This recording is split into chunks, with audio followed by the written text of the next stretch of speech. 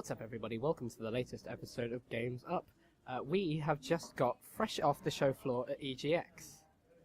We're rather exhausted, but we have huddled up in a corner of a coffee shop to sit here in fact, and record the latest episode of the Games Up podcast to tell you what you should be looking forward to over the coming year of things that we just played. And holy shit, there is some good stuff coming your way. My name is Cameron McCulloch-Keeble. I'm going to be your host, and I'm joined here, as ever, by the one and only Mr. Lewis Crawford. It's good to be here. Who is a native to these parts of London. Yep, I live very far away from here, but I am in London. Now, for anyone who doesn't know, the EGX is the Eurogamer Expo that happens in London, in Earl's Court, and it happens on an annual basis, so you should come check it out if you get the chance next year. It's a cool thing to go to. But we just checked it out. And we're going to tell you what we did. So what did we get? We got the chance to play a lot of games. Lewis, tell me your highlights. So, we started off queuing up for Far Cry 4. Yep. And, Hold your own bloody microphone, but hold it up this way. Okay. There you go. That's better. I thought you were offering to hold it to me. Amateurs. Afraid so. So we were queuing up for Far Cry 4. Yep. And while we were there, we were looking at Assassin's Creed Rogue at the same time. Yep. And I don't know, they're just Far Cry 4. Look back to Far Cry 4. It looks so good, and it played. We actually got to play it. Yep. And it took a while to get used to it because you know they thrust you into the situation. You're like not quite sure of the controls. For anybody who's aware, what we played was the E3 demo. Was it? So yeah, well I think so anyway. It's the same thing they showed off at E3. And I imagine the build is the same thing. So it's the fort the fort takeover situation from the E3 demo. Yeah. And we had the three options. You could go in all guns blazing, you could go in stealth, or you could ride the massive helicopter thing. Not massive, like the one-person helicopter thing. Yeah. Cool. I think being on the elephant was very fun. Yeah, the elephant was great fun. Just storming through the gates. Mm-hmm. That was very good. I don't know. I think I might actually be quite aggressive in the next Far Cry. Oh really? Because I play stealth a lot in most of my games, but it was very fun to just be like guns blazing in that game. Yeah, it did feel good.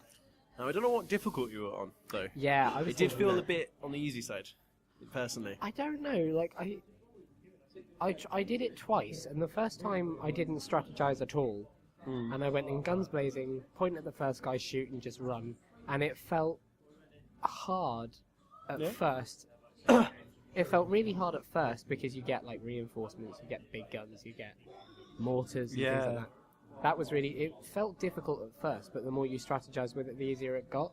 So I get the feeling, I was wondering too what difficulty we were on, but I think I'm going to be playing a little bit more guns blazing than I did. I still quite enjoy stealthing it. The helicopters were quite hard to get away from.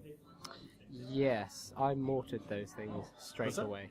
I dropped the mortars on them straight away. They were really useful. That's what you got to do then, isn't it? Yeah. Yeah, like, I don't know. Because when I was playing it, there was part of me that just kind of didn't bother aiming and just shot, and it was okay. Like, right. You know, I feel that skill-wise, I didn't really try that hard, and I was doing well. Okay, that's good. But on the other hand of things, who knows? I think I'll be playing it a bit harder than they had it there, though. Yeah. If I can. I mean, another thing that we have to add to all this is the game is fucking gorgeous. Oh, yes. It looks really stunning. The view over the mountains was amazing. Oh yeah, you could see like miles and miles into the distance, and you could like see the peaks of these mountains as they rose up into the sky in the distance. It was absolutely gorgeous. I want to know if you can get to them. You can. They started the E3 demo from that peak. Oh, okay. And then flew down off it onto the area of land where we were, which we didn't get to play that bit, and I was kind of disappointed because I wanted to see how the wingsuit felt. Yeah. But hell, we got to play enough of it. That was really really good. Yeah, Far Cry 3. I'd be interested to see. I don't think that game's coming out this year. No. There were little things in it that made me think that even if they have got like a new build that would be 3 months older now, there's still little things in that game that don't. There needs to be little upgrades, little touches done to it, and it's out in a month and a bit, maybe 2 months. I don't think that thing's coming out this year. No. Or at least if it is, it's coming out like right at the back end of this year. Yeah, I know what you mean. The loading times was one of your main issues with it? Yeah, the loading times on it were really, really long. So there's no real exaggeration, but when I was there, we were waiting for about maybe a good 30 seconds for it to load. Oh, I'd say like 45. Yeah? Yeah. Now, I don't know what to think about that, really, because I understand that it's from the point of view that it's building that game up to that moment. Yeah. But then at the same time, I don't know. It's just... I mean, you've got to If give it's it, like I that in the suppose, actual game, then it's not really going to be playable. you've But got to give it, I suppose, it's an open world. yeah. So we played a very small section of it, and those load times affected a small section. Hopefully, those load times will be a sort of one thing. Yeah. At the start, maybe. Yeah. I Which could would do be that. cool. Yeah. I could do that. But the game looks amazing. Utterly, utterly amazing. Yeah. And then from Far Cry, we hitched a lift over to Borderlands, the pre-sequel. Yes.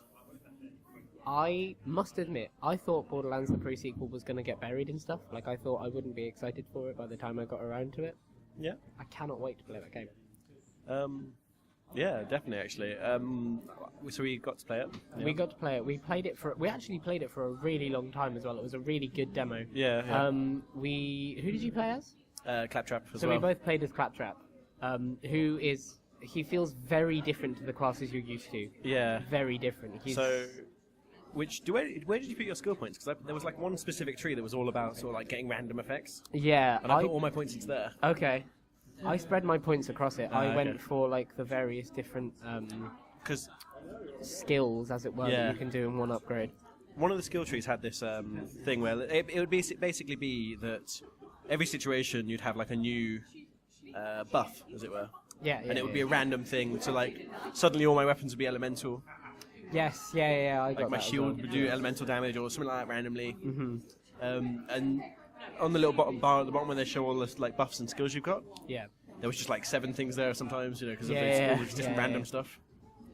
All of his subroutines, that's what they call Yeah. it. Claptrap's a very weird character in that he doesn't play like a usual character. You can't strategize with him in the same way you can with Borderlands, or at least the same way I do with Borderlands. The way when I play Borderlands, that skill is a kind of get out of jail free card. It depends. I think. See, I played all the Borderlands games, and the first one wasn't quite. They made in the second one. Yeah. They made those skills more powerful Right. by quite a long way. Okay. Because in the first one, the skills were useful, but they weren't like winning the battle situation all Yeah. the time. Like I play Krieg in Borderlands 2, Okay. and with him, your skill just decimates everyone. Right. Okay. No matter what the situation, you can decimate bosses, people, anything. Okay. Now, admittedly, I know that's just Krieg. Really, he's OP, but I don't know. They've changed it back a bit in some ways, but Claptrap, I think, is still just very much. Yeah, I think. same. I mean, we have to admit that we're talking from. Both of us played Claptrap, so neither of us knows the other skills. And Claptrap is a mix of all the skills, so it's very possible that what we're playing. True. I don't know how well Claptrap reflects on the game as a whole. Yeah, I know what you mean. I think you told me that you thought the skills were random. Yeah, Through playing, I don't think it is. Oh really? It seems to be situation based. You know, when you activated your skill, there was like okay. So what happens is you end up with like this It flashes field. up. It flashes up this field of like different little boxes saying Yeah. different things in it. Things like enemies present, health full, shield full, those kind of things. Oh right. Oh okay. And then it would choose the ones that were all true, put them together, and then it would activate your ability. So you get interesting mixes, which is like if there's people with you, it starts the dance party thing. Oh really? I that's think that's how it fascinating. works. So there was this cool ability that I did, which would activate like a laser disco. And what this would do was just fire lasers everywhere, like thousands of them, and just destroy everything. It was That is a little bit OP. ridiculous. It was very See, OP. like even talking about this, I just want to play this. Oh yeah, it looks really good. And I think Claptrap. The only thing I worry about now is that I think everyone's going to want to be Claptrap. I don't know. We have a third person with us who isn't on the podcast but came to EGX with us, and she didn't want to play as Claptrap. Yeah, yeah. So, and the good thing about Borderlands is if you play as Claptrap and get sick of the game, play as someone else. Yeah, true. And if they support it with DLC as much as they did the second one, who knows who you could play as? Yeah, I true. think it'd be great if they add Moxie as a playable thing. Or if they add the Surgeon Jack. as a playable thing. Handsome Jack could be great, like if a DLC was to play it backwards kind of thing. Yeah? Yeah. Yeah, that'd be interesting. So then, following Borderlands, we had lunch. How was lunch for you? Expensive. Lunch was expensive. The graphics weren't great. It only ran at 720p. Had a locked 30 frame rate though. And, All right. I think all of this is getting lost. It wasn't a great lunch. And then we queued for a long time to play Bloodborne. Yep. That's an impressive game. Yes. I've been very iffy on the other games, the other two series. I don't know. I don't really know much about the. So Bloodborne comes from Software and Japan Studio from Sony, and they're made by the same people who make Demon Souls and Dark Souls. And this is a Souls game. Like this is. Oh yeah, it looks very. It's exactly the same sort of UI. It looks like a Souls game. It plays like a Souls game. Mostly. But well, pretty much. Like the core gameplay. quite There's similar. there's tinges on the top, but the core. Do you know if it's built in the same engine at all? It looks like it could be. It might be. Would it be the same engine for the next gen though? Possibly. Interesting. We should find that out. Yeah, Bloodborne's interesting. So it's sort of the same sort of thing as Dark Souls and Demon Souls, but it's Yeah. in a gothic universe. Yeah, gothic-y Victorian horror kind of thing. Yeah, and I really enjoyed it actually. I think Yeah. it might actually be one that I pick up because while I liked Dark Souls and Demon Souls, I didn't like the. I actually usually like fantasy elements, but in that game I didn't. Okay. Whereas this one seems to be sort of. I don't know, gothic fantasy looks quite cool. Yeah. I thought that the player character was like not human. I thought he was kind of like a creature of the night as well. Well, that could be And cool. that surprised me, but it wasn't. No, it wasn't. it wasn't. From what I could see, it was a human character, which Okay. is interesting. Oh, is that because the one that's got like the wing thing going on with his arms? Well, the guy with the scythe, who's on like the cover art and stuff, in artwork to me, he always looked kind of bony and skeletal. And, Oh, okay. But from what I can see, playing it, like he looked pretty damn human. Yeah. Unless it's got a kind of hollowing situation for Maybe. Souls where he can be human. And they had like really cool. I like the whole new ability thing that they've got, where you have I think they called it a transforming weapon. Yeah, they did. So it's like something that you carry that you can turn your weapon into that thing. Yeah. And there was a few interesting ones. I had a giant hammer, which is very cool. My character would thrust his sword into it and turn it into a huge hammer, which was really powerful. Really powerful. Yeah. I think you played with someone who had like I played the guy who's. I think they call them Fey blades. I generally. played Scythe and Pistol guy, the guy who's been in like the okay. trailers and gameplay demos and stuff that people have seen, because I wanted to see how it plays. I think it's safe to say it plays how you expect it to. Oh yeah. It plays like a Souls game. If you played in the other ones, you'll know what it feels I like. struggled at first because I thought it was actually a little too fast. Like, Oh yeah. yeah, I found that like you were encountering enemies because I've only played Dark Souls encounter it 1. I've played Dark Souls 1, and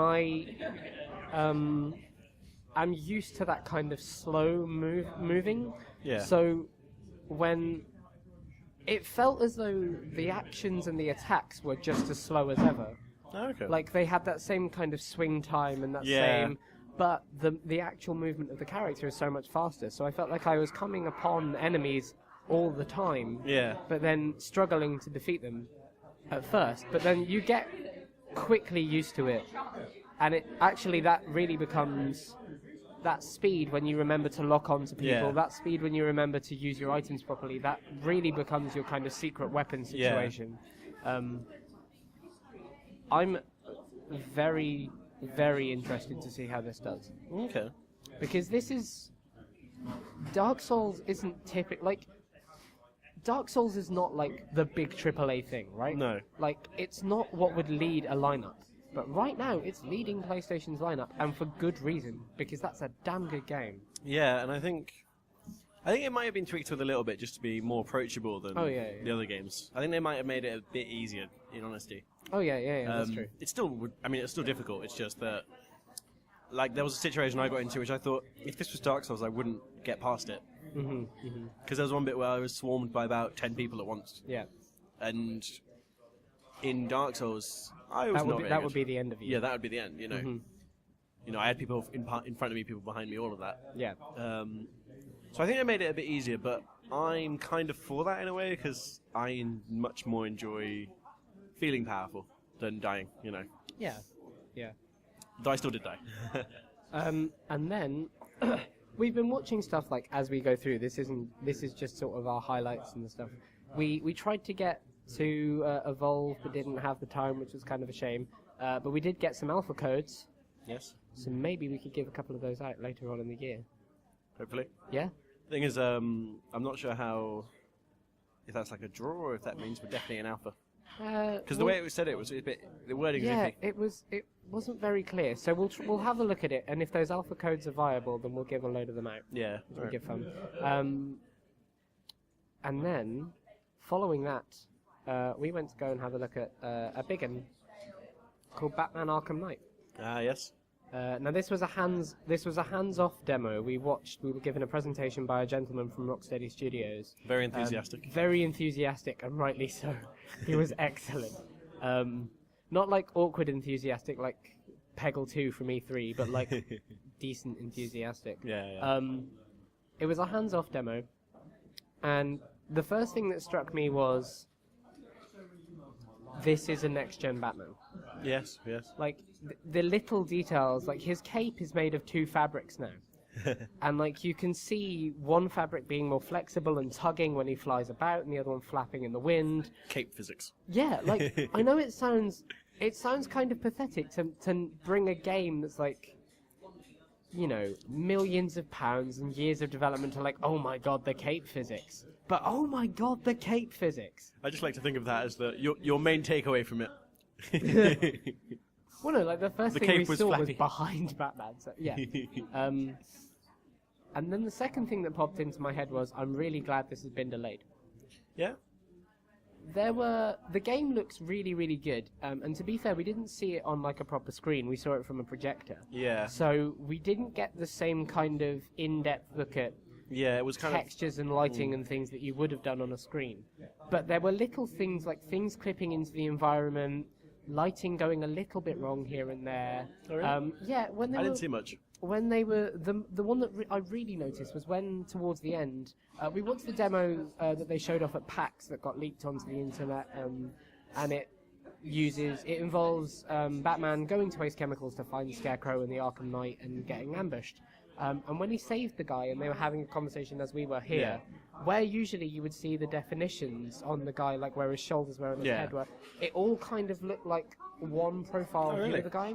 And you can tell that it's easily fixable by just adding a little bit more lighting here, a little bit more definition on the lines there. Yeah. But I'm glad that this thing is not coming out in October as we first suspected. Okay. I would much rather wait nearly a year and get a Batman game that's perfect. Yeah, I than think get it now and think, ugh. from like what we saw, happened with Origin. honestly, I'm so looking forward to it. It looks ridiculously good. It does look really good. The combat looks as good as ever, if not better. Yeah, it looked a lot more. I mean, the fear takedown thing. The fear takedown thing is interesting. You still don't know where you stand on it. My problem with it is, I don't want the fear takedown thing to make the stealth thing redundant. Yeah, okay, I do know what you mean. Because it's fairly easy to group bunches of people in Batman together, and you can use that. It might be something. Actually, sorry, it might just be something they turn off during those, like, if you're doing the what do they call it? Like the stealth modes. You know, like when you're on no, but like the when silent predator modes. Yeah, when you're doing a silent predator map, they might turn that off in the same way that they turn off silent takedowns outside of them. Yeah, I just hope that they have some kind of system to put that in place for the open world. I think so. Oh, into the open world. Well, Maybe. because there's always been like little Silent Predator situations in the open world, Yeah, okay. and they've always I see been what you like mean. good to play. But in like Origins, they turned that back. Like they did at the open, they did the outside Predator missions, and they did it okay. Yeah, that's true. But I want the stealth system in Batman Arkham is, if anything, probably one of the best bits of it, because the free flow combat in Asylum was really good. Yeah. But the way they used stealth in that game was even better. Like, the way that they kept you going to the same environments and you had to play with things differently, but you Yeah. always had that ability to move away and assess and come back. It made you... It wasn't overpowered. Not if you played on hard. What's that? So not if you play on hard. Oh, yeah, because you had the things on the Batman. No, honestly, that's the best way to play. Never go on the gargoyles. It's difficult. It is good fun, but I do like I my know. gargoyles. I know. Um, I always try and say, just don't use them. I'm worried that the fear takedown system will make people play stealth less, but I literally don't care because the takedown system either way looks good enough that I'll play. Yeah. Just don't use it though if it comes to that, I think. Yeah, that's true. I was going to say something. So, I didn't know. I heard what the guy said about carrying allies on the back of the Batmobile. But Yeah. as I don't, do we? Is anything confirmed about that? Well, we know that Robin's in the game. Oh, okay. We know that the Red Hood is in the game. Mm. It's probably safe to say that Nightwing is in the game, because if they didn't put Nightwing in the game, everyone's going to go, oh, he's the Arkham Knight. So, Yeah. it's pretty safe to assume that Nightwing's in the game. I wonder what happens to Alfred. Yeah. Because usually in an Arkham game, you hear him gain instructions from Ah, yes, very true. Alfred, Yeah. and we were hearing him listen to and talk to Oracle, and we were about. They told us we were about an hour and a half into the game, Yeah. so I'm wondering, Does something is happen this to her? all spurned on by something happening to Alfred? Yeah, that's a good point actually. Yeah. Oracle Very does give you information fairly frequently, though, so that'd be. Yeah. Maybe I'm wrong, but it'd Yeah, it be could really just be interesting to that. see something that happen there. But yeah, I guess you're right. In the way that we expected more Alfred, and there wasn't any. And we also played lots of indie games. Yeah, I played a few. Now we've got 4 interviews with 4 different indie games that we're going to put up in some form. We're not decided yet whether it'll be one video or different videos. We'll sort that out. But we have 4 exclusive interviews. I think it's safe to say exclusive because we talked to them. Exclusive to you. Exclusive interviews with 4 of the indie developers that we played today. But let's talk about what we played. We played Spoiler Alert. Yep. Spoiler Alert is a really clever idea for a game. Yeah. Oh, that was very interesting. It's got issues, I think, Yeah. but it's a really clever idea for a game, and I'm very excited to see what they do with it. Basically, the idea is, we won't go into too much depth because obviously they've done interviews for us. Yeah. But the idea is you play the game backwards. You start by completing it, finishing the game, and then you have to go back and fix what you've done to complete the game. Yeah. So you put coins back in place, you unkill enemies, and it's a very interesting concept. Yeah. And actually, did you hear what they said to us about how the game got onto platforms? No, I didn't hear But this. they met a Nintendo guy at EGX a couple Okay. of years ago, and he goes, "Oh wait, this is Super Mario backwards. Come on Nintendo." Oh. So that's really cool. Yeah, that's very cool. The big problem I have with the game, Yeah. or at least not like problem, but the big thing I think is going to hold the game back is that you can't. It's all basically on rails. Yeah, it's one button gameplay. You have a jump button and a button to collect things, Yeah. and you have to use timing to navigate puzzles and things. Now I think this works. Oh for wait, most did you had a separate button for collecting? Yeah, I did. Okay, because on the You played it iPad- on mobile, and I played it on Steam. yeah, it was just you would press the button when the fireball was there. Oh, really? Okay. Yeah. When So the it's one collecting button. thing So was it's there. one button gameplay on mobile. Yeah. Yeah.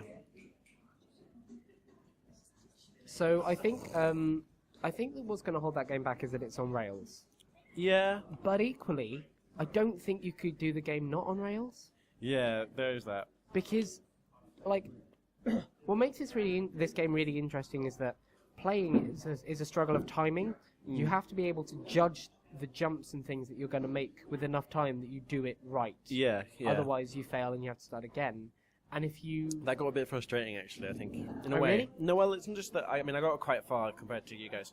okay, And one of the problems you have is that, like, you go through, like, quite a long level, and then you just miss a jump, and you have to start that level again. And that got a bit of a drag. I don't know. okay. I didn't get as far through as you, so I'll take your word for that. I had a boss fight and everything. Oh really? Yeah, yeah. How was the boss fight? Yeah, right. Yeah. Yeah. How did they do the boss fight? So it was just like you had. It was basically just jumping on them. It was the same sort of thing. It's just that you were doing it against someone that was moving more rapidly than Oh, before. I see. So yeah, that's a really, really interesting game. I think I'm very excited to see what they do following it up. Yeah. Playing it through at EGX was really good fun. And I'll pick it up when it comes out, but I don't know that I need to play it through more than once. No, I'd like to see it touched up a bit.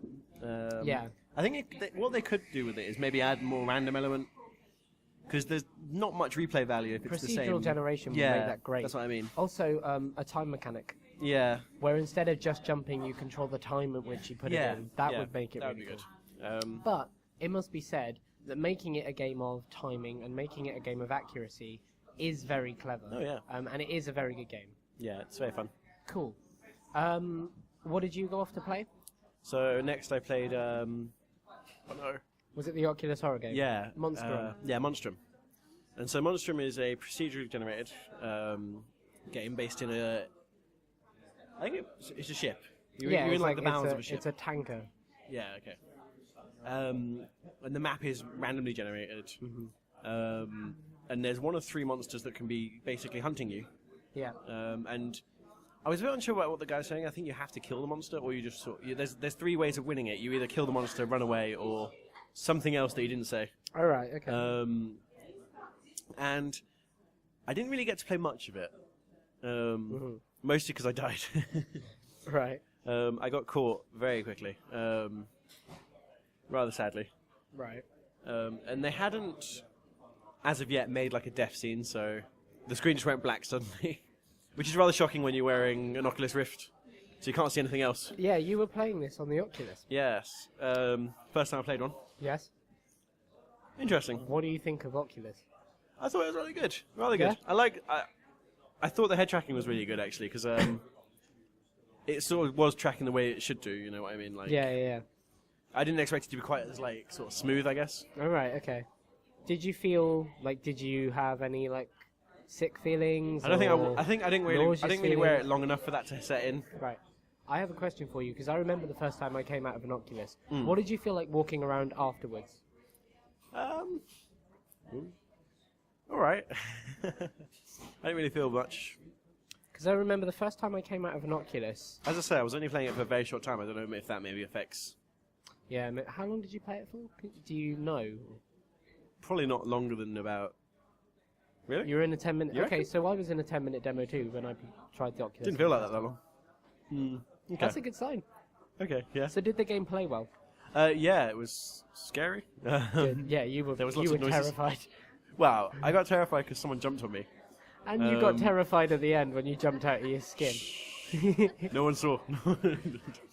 We all know now. Well, the thing is, I think Oculus is the scariest thing to play. Yeah, absolutely. And because you get so immersed into it, and then if you're playing a horror game on top of that, I mean, I would not want to play Amnesia or Outlast on an Oculus because it would just. Or Alien. Did you see that at the Oculus booth they had Alien Isolation? Oh no, I got in the queue for the Oculus booth. Couldn't see anything other than Alien Isolation. And I was like, so right, that's why you see got you out later. of it. Off to Batman. I did wonder why you changed your mind so easily there. I think there was that and something else. And Okay. The chances of getting the one something else. Yeah. Nope. I don't know. I think Oculus is it's too much. I think if you're going to play horror games, Yeah. because there's you can't get much more immersed. Yeah. Not really. I've seen you jump at horror games before. Oh yeah. But like that was a proper kind of you like the chair moved that jump. So yeah, it's a. But the game we talked to the people who made Monster and we've got an interview from them as well. And the game comes out in January, I believe. Yeah. You said that. Yeah, it's cool. Seemed good. Yeah. And then did you go off to play something? Yeah, you I played. Creature Battle Lab. Yes, I played a little bit of that. Mm-hmm. Mostly because I saw they had a sign-up sheet for a free shirt. Nice. Did you get a free that kind shirt? of thing. No. They're doing some sort of like, I don't know if they're choosing randomly or some sort of battle thing, but there was something like that. Yep. And yeah, so you got to kind of create your own character, and it was very easy to use. But they had lots of cool things like you would have loads of sliders for different shapes, and you could turn it on and off. So you'd have like trying to think of what I mean. Like you would basically increase your shape to look more like a teardrop, and then you could increase it to make it look like something else as well. So like if I say like a Saints Row kind of situation where you like shift from one shape to another, or the further along so you go.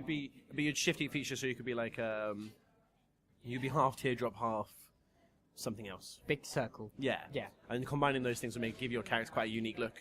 Oh, that's really cool. And they had loads and loads and loads and loads of options for that. Nice.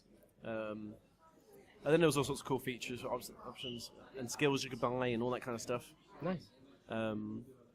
Quite fun. A little bit hard to use. Okay. But I think if I got used to it a bit better, Mm-hmm. it might be play a bit better. I don't know. Nice. The combat was a bit... I don't know, we'll see. Yeah? We'll see. It's free to play, so... Oh, it's free to play? Yeah. Oh, that's really cool. Is it out, or is it soon to come? I don't believe it's out. Okay, cool. I maybe should have asked. Might not be at the time I think of it's a recording. demo... Well, actually, no, because the one we were playing was a demo, so I doubt it's out. Okay. Fair enough. Well, there you go. Did you go and play anything else? I'm sure I did, but I just can't... No, wait. No, I think that's it. Okay. I went to go and have a look at Calvino Noir and talk to those the people there. That game, I didn't get to play it because we had to interview them and we're beginning to run out of time. The game looks utterly gorgeous. Yeah? It's based on film noir movies. Yeah. It's like a 2.5D heist game. Oh, okay. It's just gorgeous. It's like minimalist, and there's single lighting situations, and there's god rays, and it looks stunning. And if it plays half as well as it looks, Yeah. they've got an in from me. That's cool. And then I was looking at LA Cops at the time, was it? oh yeah. Which sort of seems to be their take on... It feels a lot like Hotline Miami, in Right. a way. But more isometric. And I don't know, it looked really fun, actually. Okay. I didn't really get to see much of it. I didn't get to play it, because Okay. it's quite busy over there. Right. But I think I want to play it when it comes out. It looked really good. I like the kind of Vice City style Yeah. art style to it. Yeah. It looks like an 80s version of Hotline Miami, I think is fair Yeah, to say. that's the like thing, 80s, 70s. It looked like it did really quite. It looked like it plays very similar to it in a way. I'd be interested to see how it comes out. I've heard it. I think I've heard it compared to like. Oh no, I haven't. That's a different thing. Okay. I was gonna say I think I've heard it compared to Archer, but that's not. I think it was. Is it Counter Spy? Yes. Yeah, Counter Spy. I've heard that compared to Archer. Yeah. I wish that was there. That would have been good to play. Okay. And then we played The Sun and Moon, which I've talked about previously, which was our game of the show a couple of weeks ago on Games Up, and it's still just as good as it was then. And it is, in fact, coming to Vita. We said on that podcast, I'd bet money this comes to Vita, and they told us at the show it's coming to Vita. So that was very exciting. We wanted to try and talk to the guy who made it, but it turns out he lives in Australia. So that's a bit of a long way to come. Yeah. Yeah. So then we've got two other interviews that we won't talk about at the minute. We'll just let you guys hear it. Okay. And we saw various things throughout the show, of course. We looked at things as we were sort of walking past them and studied them. Firstly, Halo is fucking gorgeous. Oh yeah. Yeah. Like, considering that game is, what, 20? Yeah, it's nearly 20 quite years old? Quite old now. Yeah. That game is, man alive. It looks really, really, really beautiful. Yeah. And I wish we'd have had the time to play it. What else did we see? Well, let's see. Until we saw, not Until Dawn. We saw The Order. Yeah, kinda. The Order is still an interesting one.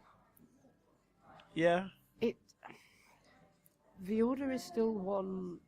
The Order is still a kind of game where it looks fine. It looks like a great idea, but I don't want to play it. Oh really? Yeah, like it looks like a really cool idea. It looks like a fine idea. It looks absolutely beautiful, but then you get down to the actual gameplay of it, Yeah. and it just seems like shooting, and it feels like with such an awesome concept. Like, it feels too similar to Gears of War to feel like a really different idea. Do you know what I mean? Yeah. And it feels like with such a clever idea and such a gorgeous kind of stylistic approach, there should be something more to it. There feels like a disjoint now. Okay. Yeah. I didn't really get to see much of that because I was on the Bloodborne Yeah, at the time. I was sort of you were looking around as we were playing. It looks really beautiful, though. It's got to be said that the game is gorgeous. Okay. It will be interesting to see like how reviews go for it and how it actually sells. Yeah. Ignore the sirens. They found Daily us. occurrence. Is You can't it- miss them if you're in London. You can't miss them. We were talking about things that we were surprised weren't there. Yeah. I'm really surprised that Saints Row wasn't there. Yeah, In some yeah. form or another. It feels like coming out in January. There should be something there. Like there should be Yeah. presence. Yeah. I was quite a bit surprised that wasn't there. And then there was something else as well. Was there? Was ACU there? You said it was. AC Unity was there. There was a theatre thing like Batman Arkham okay. Knight. We chose not to have a look at it. I again worried that wasn't there in a playable form. Yeah. When AC Rogue was. Yeah, exactly. AC Rogue looked good though. It looked incredibly smooth. Yeah. I I wonder like if it was being played on a PC I'm not sure. I think it must have been though. because it said it. I think all the banners for it had Xbox 360 on, so maybe that's what it looks like on the Xbox Yeah, no, it 360. did actually. It did. Yeah, it said Xbox 360 above it. But it looked like PC quality, smooth. I don't know. Yeah, no. Yeah, I think it Like did. just I like think it did. it looked like a previous gen game, but it looked like I can see that PC they're frame keeping rate. the naval stuff in there. yes, yeah. I haven't actually seen much for Rogue. No, I've seen I lots of haven't Unity either. stuff, but not much for Rogue. The trailer for Rogue is not quite as good at selling the game as Unity. Oh, okay. Like the trailers for Unity are just stunning, Oh yeah. utterly stunning. Well, it's when we were standing in that queue, we were looking at that big screen with all the trailers for Rogue, for Unity. Yeah. Saw Dead Island 2. Yeah. In passing, we didn't get to play it, but we did see Dead Island 2. Looks fine. I think they've gone with a tone this time round that will really like fit the gameplay. Yeah. I think they've matched properly the tone and what they can actually I remember achieve. the fallout they got before from the first game, because they had a trailer that was like really deep and really like cinematic and really like story driven, and then the game is very not like that. Yeah. If anybody remembers, this is the trailer where in the hotel, Yeah. where the little girl falls out the window, but backwards, and you watch the kind of the build up to this terrible moment in this life. And the trailer is just stunning. Oh yeah, it's I one of the remember, reasons like- that game was so hyped. Oh yeah. I remember watching that trailer and thinking, oh, Yeah. wow. And then it came out and it was just a hack and slash with zombies. Yeah. With It's a car good thing. game. It's a good yeah, game. it's a fine game, but like that trailer sold it as something else. And Yeah. and the Dead Island 2 trailer is really great. Oh yeah. It's a great trailer, but With the man having running. them seen watching the game, I feel like it's a matchable tone. Yeah. Yeah. Yeah. Yeah, I think. What else? Did we see anything Well, else? we saw a few other things in passing. We saw lots of things in. You were passing, scared we to saw, go like- into the evil within, Yeah, I won't touch the Evil Within. I'm not good with horror games. even though it was like smoky and red in that room. It was well, there was like smoke coming out of it, and there were people walking out with like boxes on their heads with flaps that hid their face. Oh, yeah. Like, no, thank you. It looks like a fine game. I'm just not good with horror. Okay. Did we see anything else? That might. Only in passing, I think. Yeah. There were lots of good things we saw in passing though. Sunset Overdrive still looks fantastic. I can't Yeah. wait to play that. We didn't go over to the Minecraft bit. It would have been nice to see Minecraft on the new gen, but Yeah. I tell you what I was really disappointed by. I did not see a single Vita anywhere. No, I guess There not.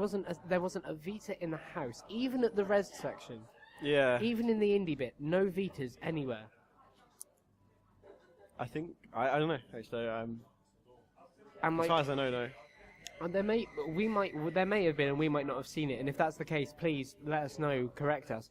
But we pretty much saw most of the show floor, if not all of it, and I couldn't see a single Vita. And I remember when we went to EGX Res earlier this year in March, there were Vitas everywhere.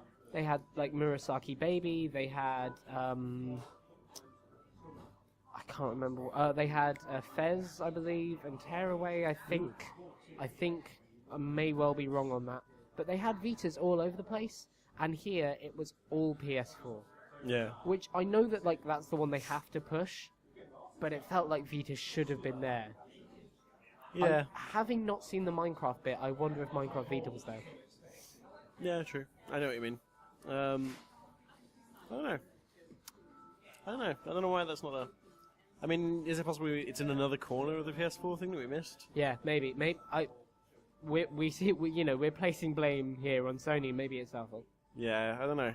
But it seems like Sony are making it more and more niche. Yeah, maybe. Do you think that's covered everything? Yeah, I think so. I think so. Guest over there in the corner who said nothing, is there anything you want to add? I had fun. It was awesome. Cool. Well, ladies and gentlemen, that was the latest episode, straight off the show floor, hot off the press, as it were. Get your hot dogs while they're hot. Off of EGX. We'll be doing this again, because that was awesome. We'll give ourselves more time to play everything, hopefully, next time. Thank you very much for tuning in and listening. Keep your ears peeled. We've got copies of Gone Home to give away over the next few weeks. We've got we've hopefully... I tell you what, even if those alpha codes are a kind of one in the draw, let's give a few away anyway, because we've got tons. We've got a mystery giveaway thing. We have a mystery giveaway thing. Yeah. Oh. Because at the... Oh, yes, stand. I know what you mean. Yes, we have a mystery giveaway thing. So yeah, you can win Gone Home, Evolve Alphas, and mystery giveaway things, and you can just listen to our lovely conversations. Thank you very much for tuning in. I have been joined by Mr. Lewis Crawford. You have?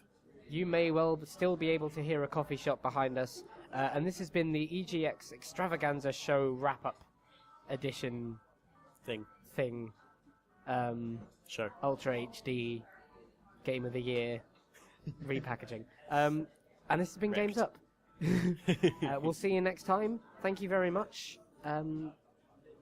But for this week and for this year at EGX, the game's up.